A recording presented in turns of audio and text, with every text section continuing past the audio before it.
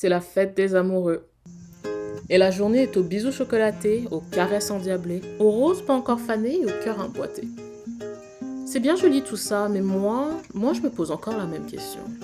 La question que je me suis posée chaque année, que je sois amoureuse ou détachée, amère ou apaisée. Que se passerait-il si, comme on tombe amoureux de quelqu'un, on se laissait aimer par la caresse chaude du soleil? On se laissait cajoler par un souvenir brumeux mais joyeux. On se laissait rassurer par un regard bienveillant sur les autres ou sur soi-même. Ce que je veux dire, c'est qu'est-ce qui se passerait si on tombait aussi amoureux de la vie? De ses mystères, de ses leçons, de sa beauté et de ses travers? Non, vraiment, posez-vous la question. Que se passerait-il si on choisissait d'être amoureux de tout ce qui nous entoure plutôt que de le rechercher avidement chez l'autre? Qu'est-ce que ça nous coûterait d'essayer?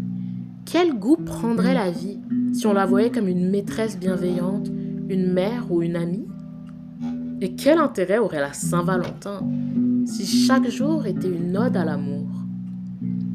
Il existe d'ailleurs à ce sujet une tournure assez amusante en anglais.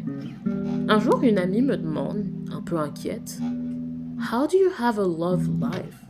Ce à quoi je réponds, amusée, Well, you gotta love life. Alors, à tous mes amoureux et amoureuses, je vous souhaite une joyeuse et heureuse Saint-Valentin.